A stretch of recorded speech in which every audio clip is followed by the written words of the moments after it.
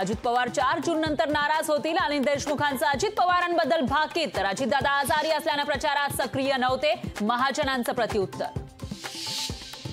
छगन भुजबळ महायुतीमध्ये नाराज. राष्ट्रवादी एसपीच्या जयंत पाटलांचं विधान. तर 4 जूनच्या निकालानंतर महायुतीमध्ये पळापळ होणार असल्याचा जयंत पाटलांचा दावा. उद्धव ठाकरेंकडून अल्पसंख्याकांचं लांगुल चालन. देवेंद्र फडणवीसांची उद्धव ठाकरेंवर टीका.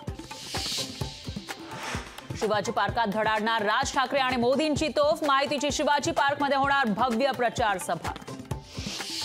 इंडिया आघाडीची सभेची तयारी अपूर्ण. सभेला काही तास उरले असताना सभेची तयारी अपूर्णच. रमेश चन्नीतला अरविंद केजरीवाल इंडिया आघाडीच्या सभेसाठी दाखल. केजरीवाल मुंबईत दाखल. पुण्यातील प्रसिद्ध उद्योजक अविनाश भोसलेंना जामीन मंजूर. मुंबई उच्च न्यायालयाकडून अविनाश भोसले यांना दिलासा. योगी आदित्यनाथ यांना सह्याद्रीची ओळख नाही. योगींच्या महाराष्ट्रातील प्रचारावर अमोल कोल्हेंची टीका.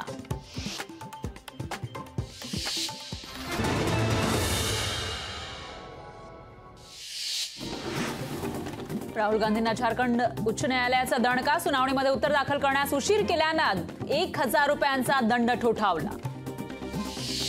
भाजपकडून मातोश्रीच्या प्रांगणात निवडणूक प्रचार. उज्ज्वल निकमांसाठी कलानगर परिसरामध्ये भाजपचा प्रचार. मनोज रांगेंची तब्येत बिघडली. तब्येत अस्वस्थ असल्यानं रुग्णालयात केलं दाखल. अमरावती शहरामध्ये अनधिकृत होर्डिंगवर कारवाईला सुरुवात. मुंबईतील घाटकोपरच्या दुर्घटनेनंतर अमरावती महापालिका ऍक्शन मोडवर.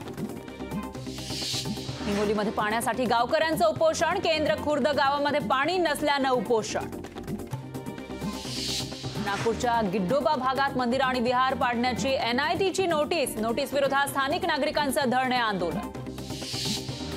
जळगाव जिल्ह्यामध्ये वादळी वाऱ्यासह पावसाचं थैमान. चाळीसगाव, भडगाव आणि मुक्ताईनगर तालुक्यामध्ये मोठं नुकसान. चिपळूणला अवकाळी पावसाचा फटका. अवकाळीनं गोठा कोसळून 3 जनावरं दगावली.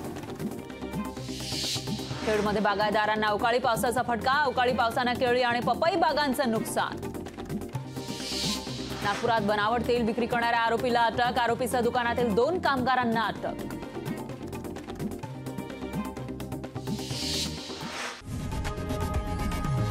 लोकशाही मराठी ऐका, पहा, जागरूक रहा.